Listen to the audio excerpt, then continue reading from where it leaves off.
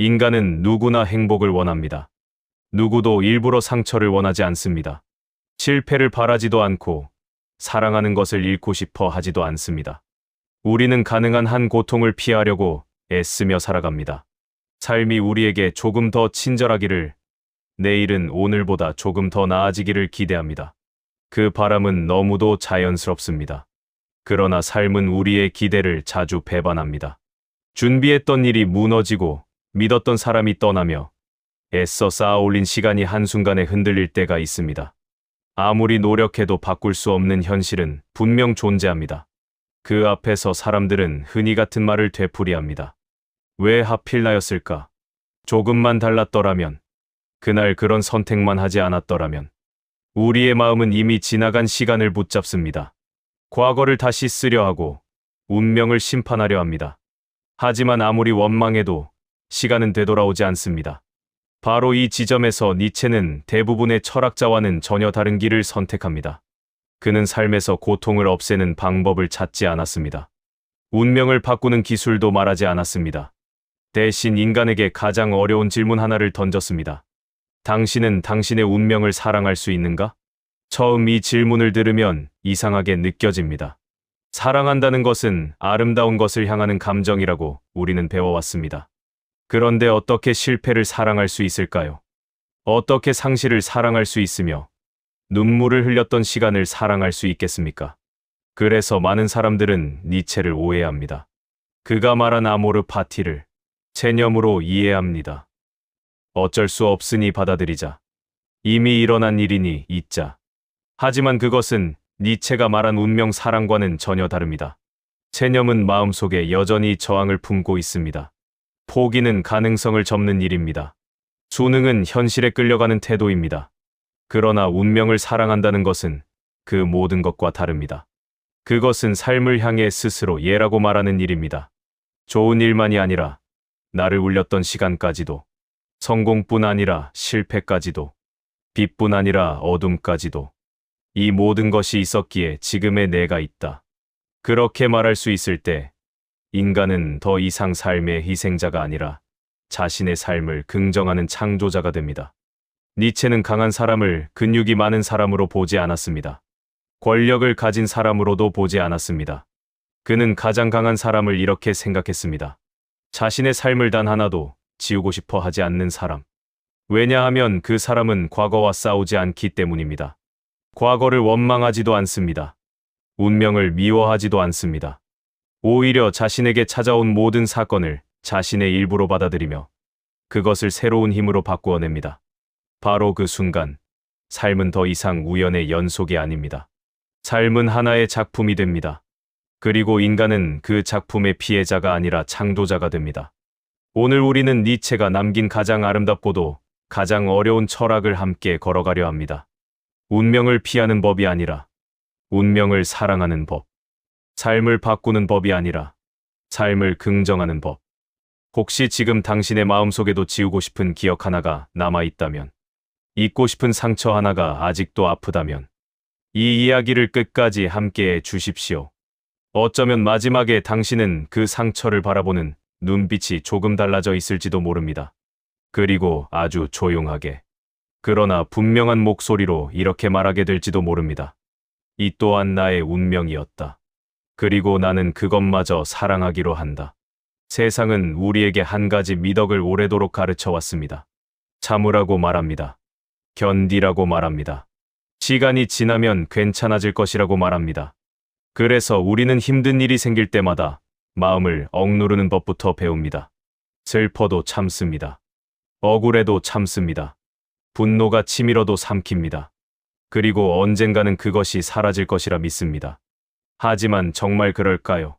사라진 것처럼 보이는 감정들은 사실 마음속 가장 깊은 곳으로 내려가 조용히 잠들 뿐입니다. 상처는 없어지지 않습니다. 그저 말이 없어질 뿐입니다. 그래서 어떤 사람은 10년이 지나도 같은 기억 앞에서 무너집니다. 이미 끝난 일인데도 다시 분노하고, 다시 후회하며, 다시 자신을 탓합니다.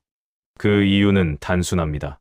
그는 아직 그 운명을 받아들이지 못했기 때문입니다. 아니, 더 정확히 말하면 사랑하지 못했기 때문입니다. 여기에서 니체는 누구도 쉽게 따라갈 수 없는 길을 제시합니다. 그는 우리에게 이렇게 묻습니다. 당신은 그날의 실패를 없애고 싶습니까?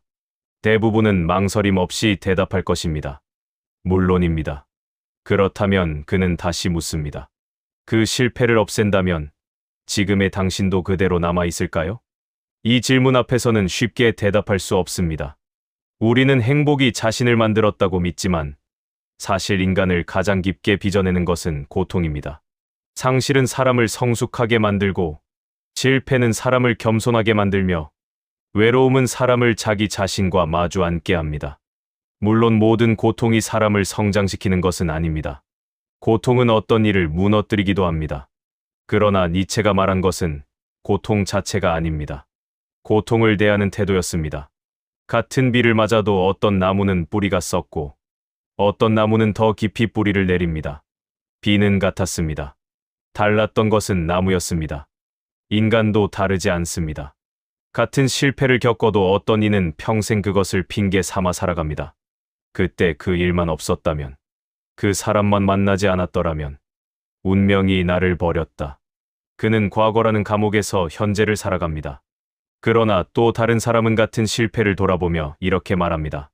그 일이 아프긴 했지만 그것이 지금의 나를 만들었다. 그는 과거를 지우지 않습니다. 오히려 자신의 삶 속에 가장 깊은 색으로 남겨둡니다.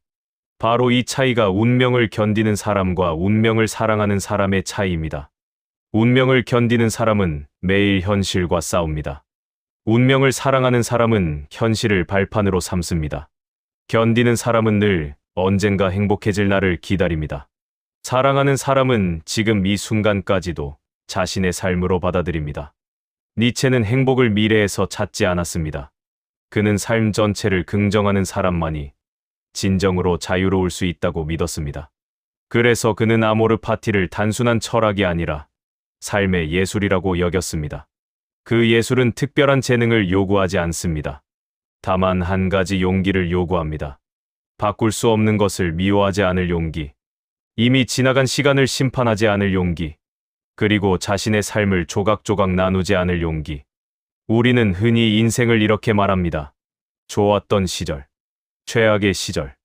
하지만 운명을 사랑하는 사람은 그렇게 나누지 않습니다. 그에게 삶은 하나의 긴 강과 같습니다. 맑은 물도 흘렀고 거센 폭우도 지나갔으며 때로는 바닥이 보이지 않을 만큼 탁한 물도 흘렀습니다. 그러나 그 모든 물줄기가 모여 지금의 강이 되었습니다. 만약 어느 한 구간을 지워버린다면 강은 더 이상 같은 강이 아닙니다. 인생도 그렇습니다. 당신이 지우고 싶은 기억 하나가 사실은 지금의 당신을 만든 가장 중요한 장면일 수도 있습니다. 니체는 그래서 운명을 사랑하라고 말했습니다. 좋아서 사랑하는 것이 아닙니다. 완벽해서 사랑하는 것도 아닙니다. 그것이 바로 나의 삶이기 때문입니다. 이 한 문장을 이해하는 순간, 인간은 더 이상 과거를 적으로 만들지 않습니다. 상처는 흉터로 남을 수 있습니다. 흉터는 사라지지 않을 수도 있습니다. 그러나 그것은 더 이상 부끄러움의 흔적이 아닙니다. 끝내 살아남았다는 증거가 됩니다. 그러므로 오늘 당신에게 묻고 싶습니다. 당신은 지금까지 얼마나 많은 시간을 이미 끝난 어제를 미워하는 데 사용했습니까? 그리고 만약 그 시간을 조금씩 줄일 수 있다면 당신의 오늘은 얼마나 달라질 수 있을까요? 아마도 아모르 파티는 거창한 선언에서 시작되지 않을 것입니다. 어느 날 문득 자신의 삶을 돌아보며 아주 조용히 중얼거리는 한마디에서 시작될지도 모릅니다. 나는 그 시간을 원하지 않았지만 그 시간이 있었기에 지금의 내가 있다. 그 말이 진심이 되는 순간 운명은 더 이상 짐이 아닙니다. 그것은 당신이 스스로 껴안은 삶이 됩니다. 인간은 앞을 보며 살아간다고 말하지만 이상하게도 마음은 자꾸 뒤를 돌아봅니다. 이미 지나간 계절을 붙잡고 끝난 대화를 다시 떠올리며 돌이킬 수 없는 선택을 수없이 되풀이합니다. 밤이 깊어질수록 사람은 미래보다 과거를 더 오래 생각합니다. 그리고 그 생각은 대개 하나의 문장으로 끝납니다. 그때만 달랐더라면. 이 짧은 문장은 우리를 가장 오래 붙잡는 사슬입니다. 만약 그날 다른 길을 걸었다면, 만약 그 말을 하지 않았다면, 만약 그 사람을 만나지 않았다면, 우리는 끝없이 새로운 과거를 상상합니다. 하지만 그 과거는 존재하지 않습니다. 그것은 기억이 아니라 욕망입니다. 이미 끝난 시간을 다시 만들고 싶은 욕망입니다. 니체는 인간이 과거 때문에 괴로운 이유를 아주 날카롭게 꿰뚫어 보았습니다. 그는 인간의 의지가 미래를 향할 때는 강하지만 과거 앞에서는 아무 힘도 쓰지 못한다고 말했습니다. 우리는 앞으로 한 걸음을 내디딜 수는 있어도 어제를 단 한 걸음도 되돌릴 수 없습니다. 그래서 의지는 좌절합니다. 그리고 그 좌절은 후회라는 이름으로 마음속에 남습니다. 후회는 단순한 슬픔이 아닙니다. 후회는 현실을 거부하는 방식입니다. 이 일은 일어나지 말았어야 했다. 그 생각이 반복될수록 우리는 지금을 살아가지 못합니다. 몸은 오늘에 있지만 마음은 아직도 어제에 머물러 있습니다. 그래서 후회는 시간을 멈추게 합니다. 사람을 늙게 만드는 것은 나이가 아니라 끝나지 않는 후회일지도 모릅니다. 니체는 이 굴레에서 벗어나기 위해 더 놀라운 질문을 던졌습니다. 그 질문은 그의 철학 가운데 가장 유명하면서도 가장 두려운 사상으로 이어집니다. 영원 회귀. 그는 우리에게 이렇게 묻습니다. 만약 지금 당신이 살아가는 이 삶을 단 한 장면도 바뀌지 않은 채 영원히 반복해야 한다면 당신은 그것을 기꺼이 받아들이겠습니까? 처음 들으면 잔인한 질문처럼 느껴집니다. 우리는 좋은 순간은 반복하고 싶습니다. 하지만 아팠던 기억까지 반복해야 한다면 어떨까요? 실패했던 날도, 눈물 흘렸던 밤도, 사랑을 잃었던 계절도 모두 다시 살아야 한다면 대부분의 사람은 고개를 저을 것입니다. 그러나 니체는 바로 그 대답 속에서 삶을 대하는 태도를 읽었습니다. 삶을 부정하는 사람은 같은 삶을 다시 살라는 말 앞에서 절망합니다. 하지만 삶을 긍정하는 사람은 그 질문 앞에서도 조용히 미소 지을 수 있습니다. 왜냐하면 그는 자신의 삶을 선택했기 때문입니다. 아니, 정확히 말하면 자신의 삶을 사랑하기로 결정했기 때문입니다. 여기서 중요한 것은 니체가 실제로 시간이 반복된다고 주장한 것이 아니라는 점입니다. 영원 회귀는 우리에게 던지는 하나의 거울입니다. 지금 당신은 어떤 삶을 살고 있는가? 이 하루를 다시 살아도 괜찮겠는가? 오늘의 선택을 영원히 반복해도 후회하지 않겠는가? 이 질문은 우리를 두렵게 만들기 위해 존재하는 것이 아닙니다. 오히려 우리를 깨어있게 만들기 위해 존재합니다. 우리는 너무 자주 언젠가를 믿습니다. 언젠가 행복해질 것이다. 언젠가 시작할 것이다. 언젠가 진짜 내 삶을 살 것이다. 하지만 니체는 말합니다. 언젠가는 없습니다. 당신이 반복하게 될 것은 바로 오늘입니다. 그래서 오늘은 단순한 하루가 아닙니다. 당신이 영원히 반복할 수도 있는 하루입니다. 이 생각 앞에서는 삶의 무게가 달라집니다. 우리는 더 이상 시간을 소비하지 않습니다. 시간을 창조하기 시작합니다. 후회도 조금씩 모습을 바꿉니다. 예전에는 과거를 미워했다면 이제는 오늘을 더 충실히 살아야 한다는 다짐으로 바뀝니다. 그것이 니체가 영원 회귀를 통해 말하고 싶었던 핵심입니다. 과거는 바꿀 수 없습니다. 그러나 오늘은 아직 완성되지 않았습니다. 그리고 오늘은 내일의 과거가 됩니다. 지금 이 순간 당신이 내리는 작은 선택 하나가 훗날 당신이 사랑하게 될 운명이 될 수도 있습니다. 그래서 아모르 파티는 과거만을 향한 철학이 아닙니다. 그것은 현재를 가장 뜨겁게 살아내기 위한 철학입니다. 오늘을 함부로 살지 않는 사람만이 언젠가 자신의 과거를 사랑할 수 있습니다. 어쩌면 우리는 후회를 없애려고 애쓸 필요는 없는지도 모릅니다. 대신 오늘을 후회하지 않을 만큼 충실히 살아간다면 과거는 조금씩 우리를 놓아줄 것입니다. 그리고 아주 먼 훗날 삶의 마지막에서 누군가 이렇게 묻는다면 다시 한 번 같은 삶을 살겠습니까? 그때 망설임 없이 조용히 그러나 분명하게 그렇습니다. 라고 말할 수 있는 사람이야말로 니체가 말한 운명을 사랑하는 사람일 것입니다. 아무도 고통을 원하지 않습니다. 아이가 태어나 처음 배우는 감정도 어른이 되어 끝내 놓지 못하는 감정도 고통을 피하고 싶은 마음입니다. 우리는 아프면 치료를 받고 실패하면 다시는 실패하지 않으려 애쓰며 상처를 받으면 그것을 잊기 위해 노력합니다. 그래서 어느 순간부터 우리는 이렇게 믿기 시작했습니다.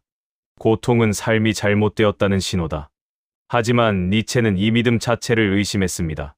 그는 인간이 가장 크게 착각하는 것 가운데 하나가 고통 없는 삶이 정상이라고 생각하는 것이라고 말합니다. 산을 오르는 사람을 생각해 보십시오. 정상을 향해 올라갈수록 숨은 거칠어지고 다리는 무거워집니다. 평지를 걸을 때보다 훨씬 힘이 듭니다.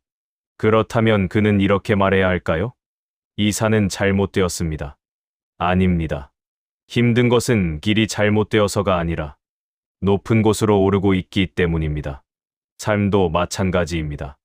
우리는 성장의 통증을 실패의 증거로 오해합니다. 니체는 말했습니다. 나를 죽이지 못하는 것은 나를 더욱 강하게 만든다. 많은 사람이 이 문장을 단순한 용기의 격언으로 받아들입니다. 하지만 그 안에는 훨씬 깊은 뜻이 숨어 있습니다. 니체는 고통이 자동으로 사람을 강하게 만든다고 말하지 않았습니다. 고통은 어떤 사람을 무너뜨립니다. 또 어떤 사람을 냉소적으로 만듭니다. 누군가는 상처를 통해 더 깊어지고 누군가는 상처를 통해 더 메말라갑니다. 차이를 만드는 것은 고통이 아닙니다. 그 고통을 어떤 의미로 받아들이는가입니다. 생각해 보십시오. 당신의 삶을 가장 크게 바꾸었던 순간은 언제였습니까? 모든 것이 순조롭던 시절이었습니까?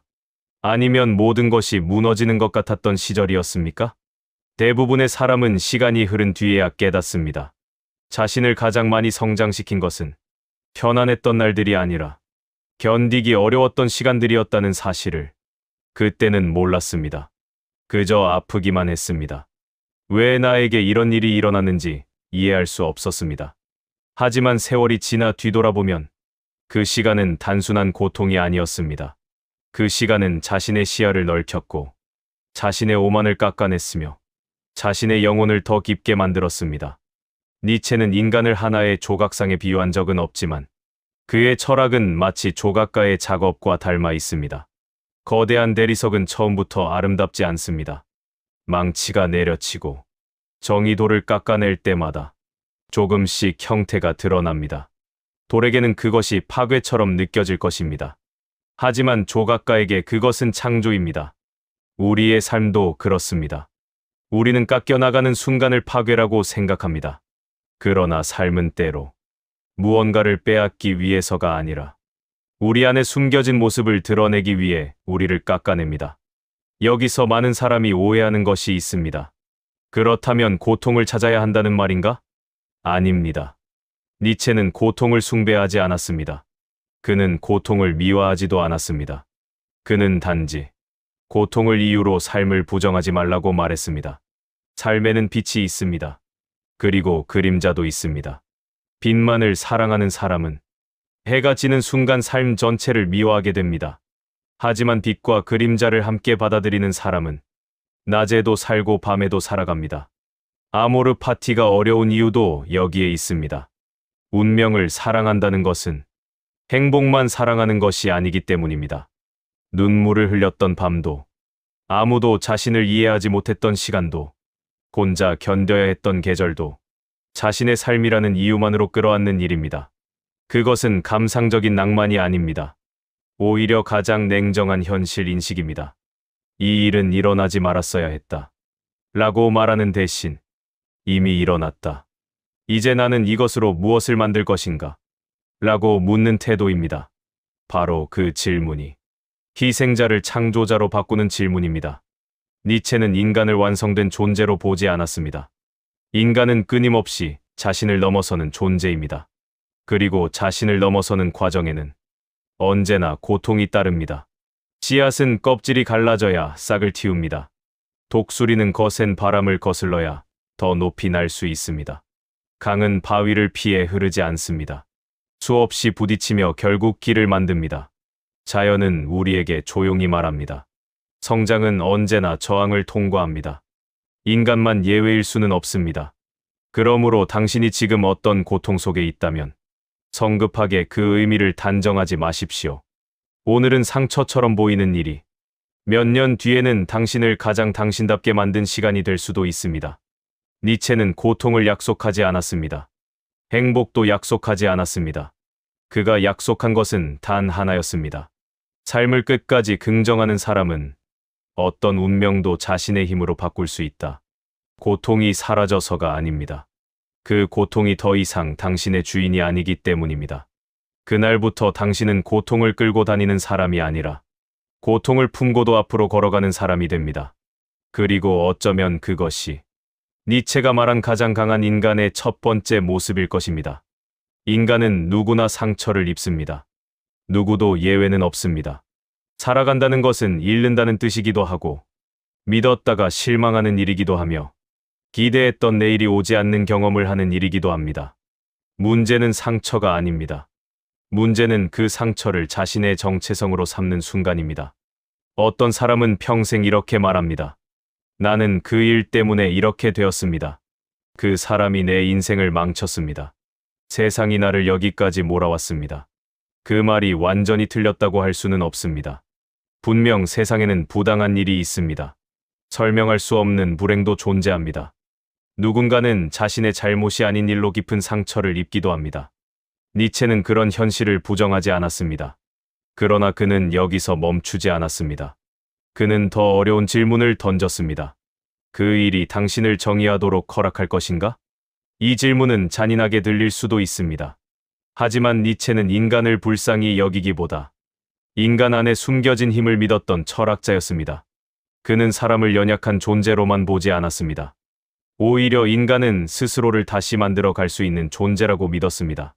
그래서 그는 삶에서 가장 위험한 순간은 실패하는 순간이 아니라 자신을 영원한 피해자라고 믿기 시작하는 순간이라고 보았습니다.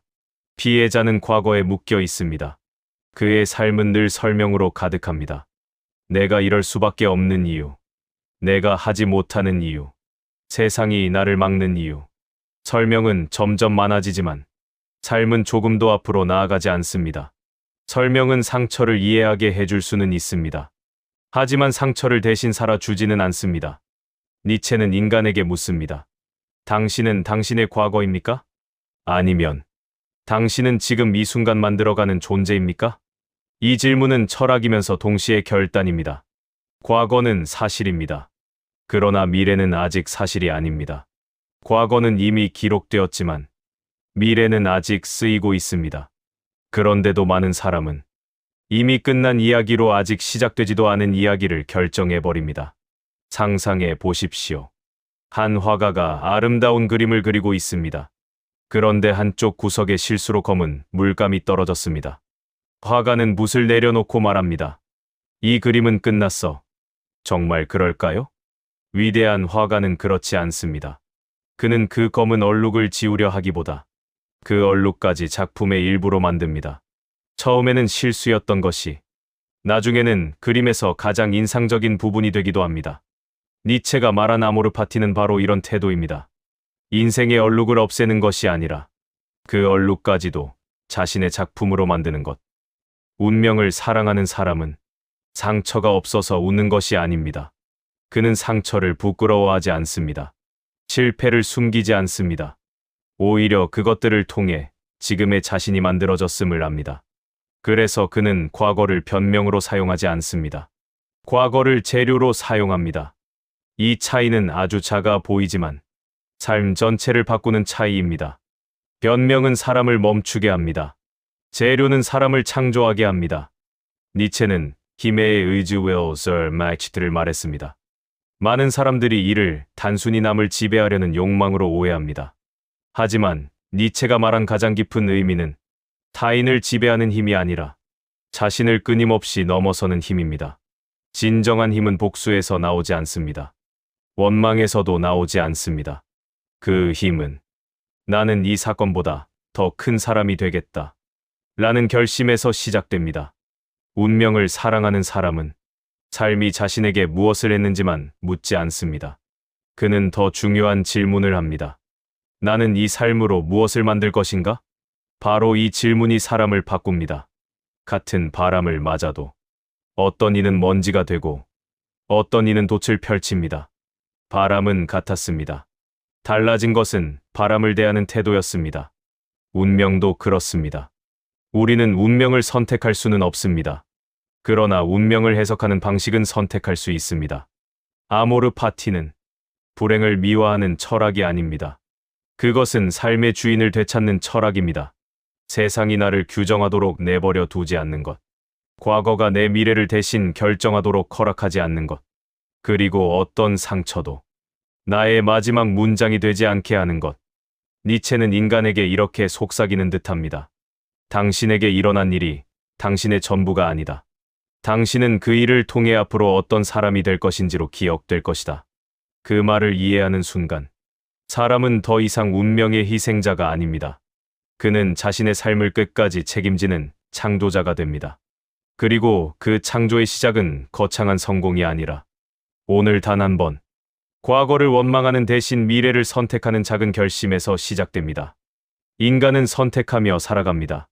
무엇을 먹을지, 어디로 갈지, 누구를 사랑할지. 매일 수없이 많은 선택을 합니다. 그러나 정작 가장 중요한 선택 하나는 하지 못한 채 살아갑니다. 자신의 삶을 긍정할 것인가, 아니면 끝없이 부정할 것인가. 이 선택은 눈에 보이지 않습니다. 하지만 우리가 하는 모든 말과 행동 속에 숨어 있습니다. 누군가는 하루를 마치며 말합니다. 오늘도 겨우 버텼다. 또 다른 누군가는 같은 하루를 보내고도 말합니다. 오늘도 살아냈다. 두 사람의 하루는 크게 다르지 않았을지 모릅니다. 하지만 삶을 바라보는 시선은 전혀 다릅니다. 한 사람은 삶을 견디고 다른 사람은 삶을 살아냅니다. 니체는 바로 이 차이를 주목했습니다. 그는 우리에게 인간이 견딜 수 있는 가장 무거운 질문을 던집니다. 지금 이 순간, 한 존재가 당신 앞에 나타나 이렇게 말한다면 어떻겠습니까? 당신은 지금까지 살아온 이 삶을 앞으로도 무한히 반복해서 살아야 합니다. 같은 사람을 만나고, 같은 눈물을 흘리고, 같은 실수를 하고, 같은 기쁨을 느끼게 될 것입니다. 단 하나도 바뀌지 않습니다. 당신은 이 운명을 받아들이겠습니까? 이것이 니체의 영원 회귀입니다. 많은 사람은 이 질문을 듣고 두려워합니다. 왜냐하면 우리는 늘 다른 삶을 꿈꾸기 때문입니다. 조금 더 좋은 환경, 조금 더 많은 기회, 조금 더 적은 후회. 우리는 항상 지금이 아닌 다른 삶을 상상합니다. 그래서 현재를 잠시 머무는 장소처럼 살아갑니다. 하지만 니체는 말합니다. 바로 지금의 삶이 당신의 영혼이라면 어떻겠는가? 그 질문은 우리의 모든 변명을 무너뜨립니다. 우리는 행복해지면 삶을 사랑할 수 있다고 생각합니다. 그러나 니체는 순서를 바꿉니다. 삶을 사랑하는 사람이 행복을 발견한다. 행복은 조건이 아닙니다. 결과입니다. 삶을 있는 그대로 긍정하는 사람에게 찾아오는 열매입니다. 그는 행복을 쫓지 않습니다. 오히려 삶을 깊이 살아갑니다. 그러다 보니 행복이 그를 스쳐 지나갑니다. 여기서 니체가 말한 예예스는 가벼운 긍정이 아닙니다. 그것은 눈물을 흘리면서도 하는 긍정입니다. 실패를 경험하면서도 하는 긍정입니다. 상실을 겪고도 끝내 내뱉는 긍정입니다. 그렇기 때문에 더 어렵습니다. 그리고 더 위대합니다. 진짜 긍정은 아무 문제 없는 삶에서 나오는 것이 아니라 문제가 있는 삶을 끝내 포기하지 않는 마음에서 나옵니다. 생각해 보십시오.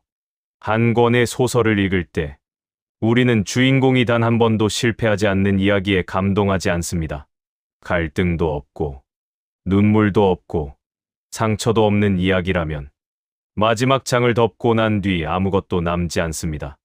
하지만 수많은 절망을 지나 마침내 자신의 삶을 받아들이는 주인공은 오래 기억됩니다. 왜일까요? 그 이야기 속에서 우리는 자신의 삶을 보기 때문입니다. 인간의 삶은 처음부터 완벽하지 않습니다. 그래서 아름답습니다. 니체에게 삶은 해결해야 할 문제가 아니었습니다. 삶은 창조해야 할 작품이었습니다. 좋은 화가는 흰색만 사용하지 않습니다. 어두운 색도, 거친 선도, 예상치 못한 흔적도 작품의 일부로 만듭니다.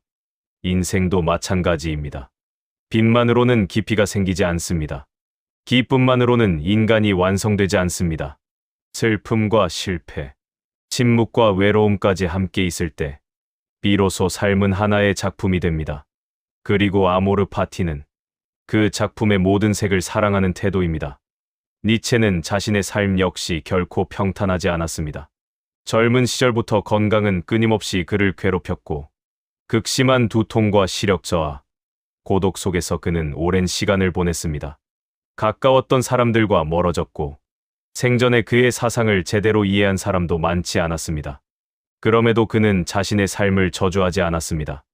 오히려 그는 이렇게 썼습니다. 나는 언젠가 오직 운명을 사랑하는 사람이 되고 싶다. 여기서 중요한 것은 이미 사랑한다가 아니라 사랑하는 사람이 되고 싶다는 표현입니다. 니체조차 그것이 얼마나 어려운 길인지 알고 있었기 때문입니다. 아모르 파티는 하루아침에 도달하는 깨달음이 아닙니다. 매일 자신에게 다시 묻는 연습입니다. 오늘도 나는 내 삶의 예라고 말할 수 있는가? 오늘도 나는 이 하루를 내 것으로 받아들일 수 있는가? 어쩌면 우리는 완벽한 인생을 살 수는 없을 것입니다. 그러나 자신의 인생을 사랑하는 사람은 될 수 있습니다. 그리고 그 순간부터 삶은 달라집니다. 성공해서 행복한 사람이 아니라 살아있다는 사실 자체를 긍정하는 사람이 됩니다. 니체는 그런 인간을 가장 강한 인간이라 불렀습니다. 세상을 정복했기 때문이 아닙니다. 자신의 삶을 끝내 거부하지 않았기 때문입니다. 그래서 그의 철학은 결국 하나의 문장으로 돌아옵니다. 삶이 당신에게 무엇을 주었는가 보다 당신이 삶에게 무엇이라고 대답할 것인가. 그 대답이 예가 되는 순간 비로소 운명은 짐이 아니라 당신의 작품이 됩니다. 인간은 평생 강해지기를 바랍니다. 누구에게도 흔들리지 않는 사람이 되고 싶고 어떤 시련 앞에서도 무너지지 않는 사람이 되고 싶습니다. 그래서 우리는 강함을 찾습니다. 더 많은 지식에서, 더 높은 지위에서, 더 큰 성공에서, 더 많은 사람들의 인정에서. 그러나 니체는 조용히 고개를 저었습니다. 그것들은 인간을 크게 보이게 만들 수는 있습니다. 하지만 강하게 만들지는 못합니다. 진정한 강함은 세상을 이기는 능력이 아닙니다. 자신의 삶을 끝까지 긍정하는 힘입니다. 운명이 뜻대로 흘러갈 때 미소 짓는 것은 어렵지 않습니다. 원하는 일이 이루어지고 사랑하는 사람이 곁에 있으며 미래가 희망으로 가득할 때 누구나 삶을 사랑할 수 있습니다. 하지만 모든 것이 무너졌을 때도 삶을 향해 그래도 나는 살아가겠다 라고 말할 수 있는 사람은 많지 않습니다. 니체는 바로 그런 사람을 강한 인간이라 보았습니다. 많은 사람들은 삶과 협상하려 합니다. 이것만 이루어지면 행복하겠습니다. 이 문제만 해결되면 삶을 사랑하겠습니다. 이 상처만 사라지면 웃겠습니다. 삶은 그런 약속을 하지 않습니다. 언제나 예상하지 못한 방향으로 흘러갑니다. 기쁨을 안겨주다가도 아무런 예고 없이 슬픔을 데려옵니다. 그런데도 삶은 계속 앞으로 나아갑니다. 니체는 말합니다. 삶을 사랑한다는 것은 삶이 내 뜻대로 흘러가기를 사랑하는 것이 아니라 삶 자체를 사랑하는 것이라고. 아모르 파티는 운명을 포장하는 철학이 아닙니다. 고통을 아름답다고 속이는 철학도 아닙니다. 오히려 가장 정직한 철학입니다. 나는 아팠다. 나는 실패했다. 나는 수없이 흔들렸다. 그 사실을 하나도 숨기지 않습니다. 하지만 거기서 끝나지 않습니다. 그는 이어서 말합니다. 그럼에도 이것은 나의 삶이다. 바로 이 한 문장이 인간을 다시 일으켜 세웁니다. 니체는 인간을 다리가 놓인 존재라고 말했습니다. 동물과 초인 사이를 잇는 다리. 다리는 머물기 위해 존재하지 않습니다. 건너가기 위해 존재합니다. 우리도 마찬가지입니다. 지금의 나는 완성된 존재가 아닙니다. 어제의 나를 넘어, 오늘의 나를 넘어, 내일의 나를 향해 계속 건너가는 존재입니다. 그래서 그는 끊임없이 자기 극복을 말했습니다. 남보다 뛰어나라는 뜻이 아닙니다. 어제의 자신보다 조금 더 깊고, 조금 더 자유롭고, 조금 더 진실한 사람이 되라는 뜻입니다. 그 길 위에서 운명은 장애물이 아니라 우리를 앞으로 밀어주는 바람이 됩니다. 언젠가 삶을 돌아보는 날이 올 것입니다. 그때 당신은 성공의 숫자를 먼저 떠올릴까요? 아마 아닐 것입니다. 사람은 마지막에 자신이 얼마나 많이 가졌는지가 아니라 얼마나 진실하게 살았는지를 돌아봅니다. 얼마나 높이 올라갔는지가 아니라 얼마나 자기 자신으로 살았는지를 묻습니다. 그리고 그 질문 앞에서 운명을 사랑한 사람은 조용히 미소 지을 수 있습니다. 그는 모든 것을 잘한 사람이 아니었습니다. 실수도 했고, 후회도 했고, 울기도 했습니다. 하지만 단 한 가지는 하지 않았습니다. 자신의 삶을 부정하지 않았습니다. 아모르 파티는 결국 행복을 찾는 철학이 아닙니다. 삶을 긍정하는 철학입니다. 행복은 왔다가 사라집니다. 성공도 오래 머물지 않습니다. 젊음도 언젠가는 지나갑니다. 그러나 삶을 긍정하는 사람은 그 모든 변화 속에서도 자기 자신을 잃지 않습니다. 왜냐하면 그의 기쁨은 조건이 아니라 태도에서 나오기 때문입니다. 오늘 당신의 삶에도 아직 이해되지 않는 일이 있을 것입니다. 지금은 왜 그런 일이 일어났는지 알 수 없는 시간도 있을 것입니다. 억울한 일도, 되돌리고 싶은 선택도, 끝내 잊지 못한 상처도 있을지 모릅니다. 니체는 그 모든 것을 없애주겠다고 약속하지 않습니다. 대신 이렇게 묻습니다. 그것까지도 당신의 삶이라면 당신은 어떻게 살아갈 것입니까? 이 질문에는 정답이 없습니다. 하지만 한 가지 분명한 사실은 있습니다. 이 질문을 피하지 않는 사람은 조금씩 삶의 주인이 되어 간다는 것입니다. 니체는 우리에게 희망을 약속하지 않았습니다. 그는 더 큰 것을 보여주었습니다. 희망이 없어도 살아갈 수 있는 인간의 힘, 조건이 갖추어지지 않아도 삶을 긍정할 수 있는 인간의 자유. 그것이 그가 평생 말하고자 했던 철학이었습니다. 그러므로 오늘 이 이야기를 마치며 당신에게 마지막으로 한 가지 질문을 남기고 싶습니다. 당신은 지금까지 삶이 당신에게 무엇을 주지 않았는지만 바라보고 있지는 않았습니까? 혹은 삶이 이미 당신에게 건네준 것들을 너무 늦게 알아보고 있지는 않았습니까? 운명을 사랑하는 사람은 더 좋은 인생을 기다리지 않습니다. 그는 지금 이 삶을 살아냅니다. 그리고 매일 조금씩 자신의 삶을 향해 이렇게 말합니다. 예. 그 한마디는 체념이 아닙니다. 포기도 아닙니다. 그것은 인간이 자신의 삶에 보낼 수 있는 가장 용감한 대답입니다. 그리고 어쩌면 니체가 평생을 걸쳐 우리에게 남기고 싶었던 마지막 한마디도 바로 그것이었을 것입니다. 당신의 운명을 사랑하십시오. 그것은 당신에게 주어진 짐이 아니라 당신만이 완성할 수 있는 단 하나의 삶입니다. 세상은 당신에게 끊임없이 묻습니다. 무엇을 이루었는가? 얼마나 성공했는가? 얼마나 많은 것을 가졌는가? 하지만 니체는 다른 질문을 남겼습니다. 당신은 당신의 삶을 사랑했는가? 그 질문 앞에서는 돈도, 명예도, 타인의 인정도 아무 의미가 없습니다. 오직 하나만 남습니다. 나는 나의 삶을 끝내 거부했는가? 아니면 끝내 끌어안았는가? 어쩌면 우리는 운명을 선택할 수 없는 존재인지도 모릅니다. 하지만 운명을 어떻게 바라볼지는 언제나 우리의 선택입니다. 삶은 때때로 우리의 계획을 무너뜨리고 우리가 사랑했던 것을 빼앗으며 아무 이유도 설명해 주지 않습니다. 그럼에도 불구하고 다시 아침은 찾아오고 계절은 바뀌며 시간은 우리를 앞으로 데려갑니다. 그 흐름 속에서 계속 과거를 붙잡을 것인지 아니면 오늘을 살아갈 것인지 그것은 누구도 대신 결정해 줄 수 없습니다. 니체는 행복한 사람이 되라고 말하지 않았습니다. 강한 사람이 되라고도 말하지 않았습니다. 그는 단 하나를 말했습니다. 당신의 삶을 사랑하라. 좋은 날만이 아니라 눈물 흘렸던 날까지, 성공만이 아니라 실패했던 시간까지 그 모든 것이 바로 당신이라는 존재를 만들었기 때문입니다. 오늘 이 영상을 보고 난 뒤 단 한 번만이라도 자신의 삶을 돌아보며 이렇게 말할 수 있기를 바랍니다. 나는 아직 내 운명을 모두 이해하지는 못한다. 하지만 언젠가는 그것마저 사랑할 수 있는 사람이 되고 싶다. 그것이면 충분합니다. 니체는 이미 그 첫걸음이 인간이 도달할 수 있는 가장 위대한 용기라고 말했으니까요. 감사합니다.